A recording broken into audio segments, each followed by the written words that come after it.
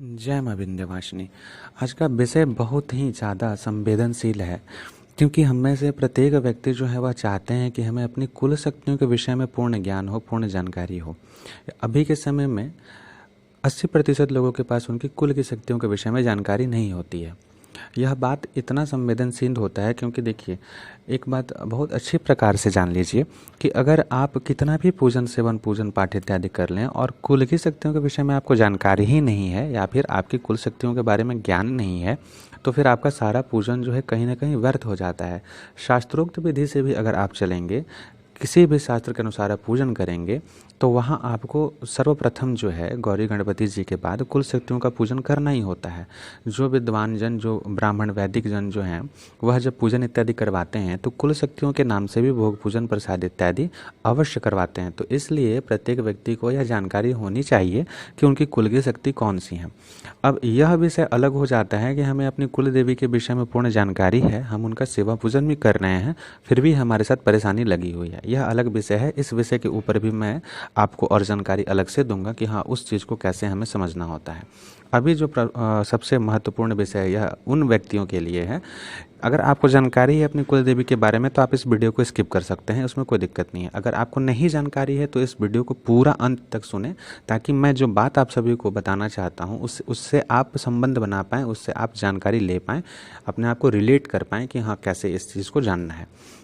तो सबसे पहले इस बात को जानिए कि एकदम शुरुआत से चलते हैं। तो शुरुआत के समय में जब ऋषि मुनियों ने हमारे गोत्र का वर्णन किया, हमारे गोत्र अलग अलग किए कि हाँ, यह गोत्र है, इतने सारे गोत्र हैं, तो उस गोत्र के अनुसार कुल शक्तियों का निर्धारण भी हुआ। अब उसमें कुल देवियाँ जो हैं सभी गोत्रों के अनुसार अलग अलग हैं। तो अगर आप वैदिक मार्ग में जाएंगे, शास्त्रोक्त विधान से जाएंगे, तो हर गोत्र की अपनी कुल देवी हैं।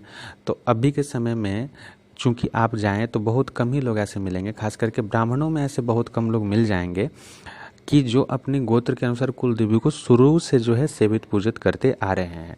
जिन ब्राह्मणों का शिखा, शाखा, सूत्र इसके बारे में पूरा ज्ञान है, वो लोग जो हैं इस चीज़ को शुरू से लेकर के चलते आ रहे हैं। लेकिन कालांतर में यह क्या होता है कि कभी किसी भी कारणवश, यह जानकारी शुरुआत में सभी कोई किसी के पास में थी, ऐसा तो कोई व्यक्ति था नहीं जिसको इसके बारे में जानकारी ना हो। लेकिन समय के साथ जब परिवार बढ़ने लगे, लोग एक दूसरे से अलग होने लगे, एकल परिवार होता गया, तो उस समय देखिए, चूँकि हमारे जो अपने कर्म होते हैं, संचित कर्मों के अनुसार हमारे जो है अभी का जो वर्तमान स्थिति होता है वो पहले के अपने कर्म के परिणाम होते हैं। तो बहुत बार ऐसा होता है ना कि व्यक्ति जो है अपने परिवार से अलग हुआ किसी भी कारणवश, और उसके सामने जो है कोई विकट समस्याएं नहीं आई, और व्यक्ति अगर उतना ज़्यादा ईश्वरवादी नहीं है, उतना ज़्यादा अगर वो चाहता नहीं हो पूजा पाठ करना, तो कहीं ना कहीं वो धीरे धीरे जो है इन शक्तियों से अलग होते जाता है। 1 से 2 वंश होते होते जो है फिर वो अपने पुत्रों को, पुत्रियों को इसके विषय में जब जानकारी नहीं देता है तो उसे पता नहीं चलेगा। यानी एक वंश का गैप जैसे आ जाएगा, 1 से 2 वंश होते होते तो सारा चीज़ खत्म हो गया, सबको पता ही नहीं कि हमारे अब कुल की शक्ति कौन है, कुल देवी देवता कौन है। यह बातें यहाँ के अटक जाती है, खास करके ऐसे लोगों के साथ जो लोग आस्तिक होते हैं, ईश्वरवादी होते हैं, अपनी कुल शक्तियों के विषय में लेकर के बहुत अवेयर होते हैं। आप वैसे व्यक्ति को देखिए कि चाहे वो कहीं भी चले जाएं, उनका नाम जप इत्यादि करते रहते हैं। वो हर जगह में आप ऐसे ऐसे देवी देवताओं का नाम सुनिएगा, आप बोलिएगा कि ये तो कभी हमने सुना ही नहीं इनका नाम। आप कहाँ से सुनेंगे? वो उनके कुल की शक्तियाँ हैं, वो अपने अनुसार उन्हें लेकर चल रहे हैं, उनका सेवा पूजन इत्यादि कर रहे हैं, जो कि बहुत ही महत्वपूर्ण, बहुत ही सटीक होता है। आप 100 बार किसी अन्य देवी देव का नाम लीजिए और एक बार अपनी कुल शक्ति का नाम लीजिए, वह बहुत ही ज़्यादा मतलब प्रभावी होगा, एक बार नाम लेना। अब ऐसा होता गया कि अब ठीक है, चलिए, हमें अब अपने गोत्र के अनुसार भी कुल देवी के विषय में जानकारी नहीं रहा, या फिर हमने उन्हें छोड़ दिया। अब आया कि कुल शक्ति जो है अपने वंश के अनुसार बहुत सारे लोगों ने सेवन पूजन कर दिया। जैसे कि अब जो है ब्राह्मण में भी कई सारे प्रकार के ब्राह्मण हैं। ब्राह्मण में दुबे जी हैं, पांडे जी हैं, मिश्रा जी हैं, सभी कोई हैं। तो अब इसके अनुसार भी अलग अलग बहुत सारे देवी देवता पूजित हो गए, बहुत सारी शक्तियाँ इसमें पूजित हो गई। उसी प्रकार से क्षत्रियों में भी जब आप जाएंगे तो क्षत्रियों में भी कई प्रकार के क्षत्रिय, कई प्रकार के राजपूत हैं। चौहान है तो अलग पूजन कर रहे हैं, बहुत सारे। आप महाराष्ट्र तरफ चले जाइए तो उधर अलग देवी सेवित हो रही हैं, आप राजस्थान में चले जाइए तो उधर अलग देवी सेवित हो रही हैं। तो यह जो हो गया, क्षत्रियों के अनुसार ही उनकी कुल देवी की शक्ति भी अलग अलग प्रकार की हो गई। आप वैश्य में चले जाइए, यानी जो व्यापार करते हैं, व्यापारी वर्ग हैं उसमें कहीं महालक्ष्मी भी सेवित हो रही है, उनका कोई स्वरूप सेवित हो रहा है, या फिर उनके चित्रगुप्त महाराज की सेवा कहीं हो रही है। कायस्थ इत्यादि जो लोग हैं वो लोग उनको कुल देवता मानते हैं। तो इस प्रकार से वहाँ भी विभिन्नता पाई जा रही है। एक ही गोत्र होते हुए भी विभिन्न प्रकार की शक्तियों का सेवन हो रहा है। आप उसके बाद चले जाइए, अब वाल्मीकि समाज में जब आप जाएंगे तो वहाँ पर उनका अलग देवी देवता है, वो तो फिर पूरी तरह से तंत्रोक्त प्रणाली में चले जाते हैं। बहुत सारे लोग जो हैं फिर तंत्रोक्त देवी देवता उनका पूरी तरह से पूजन इत्यादि कर रहे हैं। तो समय के साथ साथ इसमें इतना बदलाव हुआ कि अभी का जो जनरेशन है उसको जो है वास्तविक मूलभूत जो बात है, मूल कुल देवी देवता उनके कौन है, इसके विषय में उनको बहुत भ्रांति है। जानकारी है भी तो पूर्ण रूप से उनके ऊपर विश्वास नहीं कर पाते हैं, क्योंकि उनके पास कोई ऐसा प्रमाण नहीं होता है। अगर वंशावली के अनुसार सारा चीज़ चलते आ रहा है और वो शुरू से बचपन से देखते आ रहे हैं कि उनके माता पिता जो हैं फलाना देवी देवता का जो है बहुत ही निष्ठा से और पूरी तरीके से डिसिप्लिनरी वे में उनका पूजन करते आ रहे हैं, उनके अंदर ये रीति रिवाज चला आ रहा है, तो वो फिर उस चीज़ को जरूर निभाने का प्रयास करेंगे। वैसा संस्कार दिया गया, तो जहाँ संस्कार कम हो जाता है, हट जाता है, मर्यादाएं उल्लंघित हो जाती है, फिर यह शक्तियाँ भी धीरे धीरे जो है क्षीण होने लगती है और हट जाती हैं। पहली बात तो यह हो जाता है। दूसरी बात यह आता है कि बहुत सारे लोगों ने ऐसा किया कि मान लीजिए कि उनके किसी भी वजह से, जैसा कि मैंने बताया, एक दो वंश का गैप हुआ, उन्हें अब जानकारी नहीं है, तो कुल की शक्तियों का ह्रास हुआ, यानी कि उनको पूजन सेवन नहीं किया, कुल शक्तियों का जो कवच है वह टूट गया, हट गया, अलग हो गई शक्तियाँ। अगर आप नहीं सेवा पूजन करेंगे तो आपके साथ ऊर्जाएं जो है वो संबंध कैसे स्थापित रख पाएंगी। आपको यह बात बहुत अच्छे प्रकार से पता होना चाहिए कि शक्ति कोई भी होती है वह एक ही होती है, बस वह जो है आप एनर्जी ट्रांसफॉर्मेशन का जो थ्योरी है उस चीज़ को बहुत अच्छे से रिलेट कीजिए। इस जगह में भी विज्ञान जो है वह कहीं ना कहीं, यह जो पराविज्ञान है इसी से निकला हुआ है। तो इस चीज़ को जानिए कि जो शक्ति या ऊर्जा जो होती है वह कभी भी जो उत्पन्न नहीं होती है, वह क्या होती है कि एक ऊर्जा जो है दूसरी प्रकार की ऊर्जा में ट्रांसफॉर्म हो जाती है, यानी कि परिवर्तित होती है। तो ठीक उसी प्रकार से अगर किसी के घर में, आप जैसे बिहार के क्षेत्र में चले जाइए, तो बिहार यूपी में बहुत सारे लोग जो हैं उनके घर में ब्रह्मदेव पूजित होते हैं। ब्रह्मदेवों का अलग अलग थान बने हुए हैं। अब उसमें प्रमुख रूप से ब्रह्म सभी को पता है, बहुत सारे लोगों को जानकारी है कि हर्षो ब्रह्म बाबा जो हैं सभी के राजा हैं, वो सबसे बड़े ब्रह्म हैं। उनकी जगह में ले जाकर बहुत सारे ब्रह्मों को जो है बांधा जाता है या उनको स्थान दिया जाता है। साथ ही साथ दूसरे जो हैं बाबा हरे राम जी हैं, जो कि आपके मैरवा सिवान के पास पड़ते हैं बिहार में। इनका भी बहुत बड़ा ब्रह्मस्थान का शक्ति है। तो यह शक्तियाँ उच्च कोटि की शक्तियाँ हो गई। अब जो है, अब आप देखिए उसके सिवाय भी है, हजारों थान स्थान आपको बिहार और उत्तर प्रदेश में मिलेंगे पीपल पेड़ के नीचे, जो कि ब्रह्म बाबा के नाम से सेवित पूजित हैं। तो शक्तियाँ तो उनका ही एक अंश हो गई। अब यह विषय पूरा अलग हो गया कि ब्रह्मदेव कौन है, उनकी क्या शक्तियाँ हैं, वह विषय पूरा अलग हो गया। लेकिन मैं चूंकि कुल शक्तियों के विषय में बात कर रहा हूँ, तो बहुत सारे परिवार की कुल शक्ति यह है। तो क्या आप इन्हें क्या मान के चलेंगे? इन्हें क्या भूत प्रेत मान के चलेंगे कि यह भूत प्रेत हैं, पिशाचों की सेवा हो रही है? तो मैं यहाँ पर बोलता हूँ कि कुल शक्ति के रूप में जब सेवा कर रहे हैं, यह मेरा अपना अनुभव का विषय रहा है कि कुल शक्ति के रूप में जब उन्हें स्थान दिया गया है, तो ऐसे स्थान तो दिया नहीं गया है।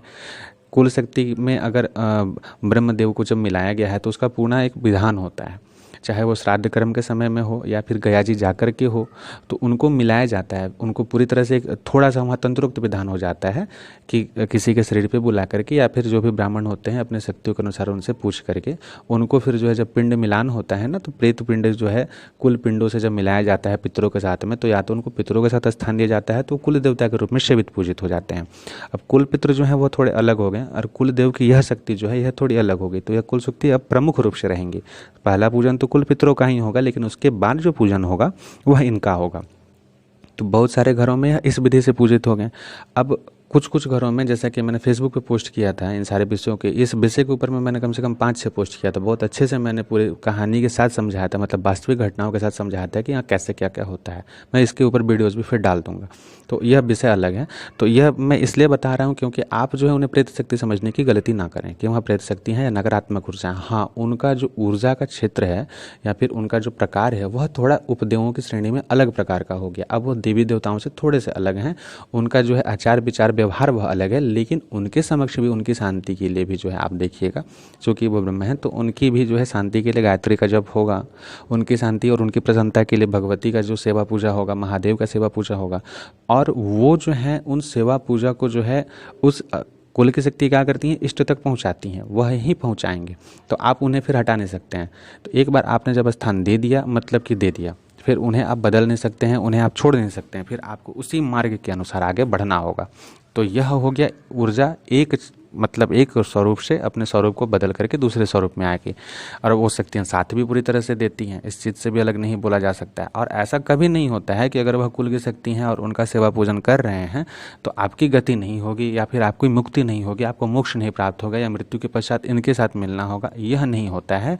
कुल की शक्तियाँ, अब आपने गीता में सुना है कि जिसका सेवा पूजा करोगे आप उसी को प्राप्त हो जाओगे, तो आप बोलोगे अब तो मैं ब्रह्म सेवा कर रहा हूँ तो मैं अब तो इन्हीं को प्राप्त होऊंगा। तो अगर आप स्वतंत्र रूप से तंत्रोक्त प्रक्रियाओं से अगर इनकी सेवा पूजा कर रहे हैं, तामसिक प्रवृत्ति में चले गए हैं, तो भैया यह मैटर अलग हो गया, यह विषय मैं बार बार बोल रहा हूँ अलग हो गया। लेकिन कुल की शक्ति के रूप में जब सात्विक पूजन भोग इत्यादि कर रहे हैं, लेकिन वह कुल शक्ति के स्वरूप में पूजन कर रहे हैं, आपके इष्ट अलग हैं, आप जो प्रमुख रूप से जिनका सेवा करना है वो अलग है, लेकिन चूंकि यह इनका एक पद है, डेजिग्नेशन है।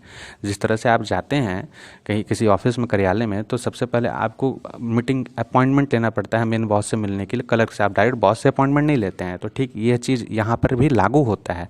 तो इनका भी भोग पूजन प्रसाद आपको देना है, इनका यह अधिकार है, लेकिन यह कभी भी ऐसा नहीं होगा कि आपको अपॉइंटमेंट यानी मेन बॉस से मिलने से रोकेंगे। डायरेक्टली नहीं जाया जाता। इसको आप गृहस्थ आश्रम में इसको इग्नोर नहीं कर सकते हैं, इसको हटा नहीं सकते हैं, इस चीज़ को समझिए। तो ठीक यह एक चीज़ रहा। और बहुत बार यह हुआ है कि बहुत सारे लोगों की कुछ ऐसी वंशावली में परेशानी आई, जैसे कि किसी का वंश नहीं बढ़ रहा है या धन से बहुत अधिक परेशानी है, तो उन्हें जब जानकारी नहीं रही कि हाँ हमारे कुल के से शक्तियाँ कौन है, कुल के देवी देवता कौन है, जब उन्हें जानकारी नहीं है, तब जो है उस समय के लोगों ने नई नई शक्तियों का पूजन कर लिया। किसी थान स्थान की देवी का पूजा कर लिया, चौराहे की देवी का पूजन कर लिया, किसी शक्तिपीठ के वैसे स्थान पर पूजन कर लिया। तब जो है अब उनके घर में जो शक्ति स्थापित हो गई, वह शक्ति जो है सदैव से पूजित सेवित होती आई, वो नए पैर हो गई, यानी कि आपके गोत्र के अनुसार वो नहीं रही अब, तो आगे की वंशावली भी अब उन्हीं की पूजन करेगी। तो यह जो है एक प्रक्रिया चली। अभी आप जो हैं, आपकी कुल की शक्ति कौन है, इसे किस प्रकार से जाने, यह विषय जो है इसके संबंध में भी मैं अलग से वीडियो डाल दूंगा। मेरा आज का विषय मूलभूत यह था कि लोग जो इतने भ्रमित हैं कि आखिर में कुल देवी देवता जो हैं वह कौन है, हम जिनका पूजन कर रहे हैं, क्योंकि यह प्रश्न बार बार आ रहा था कि फलां व्यक्ति जो है वो तो इस प्रकार की शक्ति का पूजन कर रहा है कुल देवी देवता बोल करके, तो उसकी मोक्ष कैसी होगी। देखिए मैंने उसी चीज़ को समझाया है कि कुल शक्ति है तो बात अलग हो गया, लेकिन अगर वो स्वतंत्र रूप से सिर्फ उनका सेवा पूजन कर रहा है और उनकी शक्तियों का दुरुपयोग या प्रयोग कर रहा है किसी भी चीज़ के लिए, तो फिर वहाँ पर जो है आकर के बात अटक जाती है।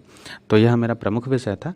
आगे के मैं और वीडियोज़ में इस चीज़ को और क्लियर करूँगा, मैं बताऊँगा, तो आप बने रहें हमारे साथ में, ताकि मैं इस विषय को और अच्छे प्रकार से आप सभी को समझा सकूं। हर हर महादेव, जय माँ आदिशक्ति भवानी।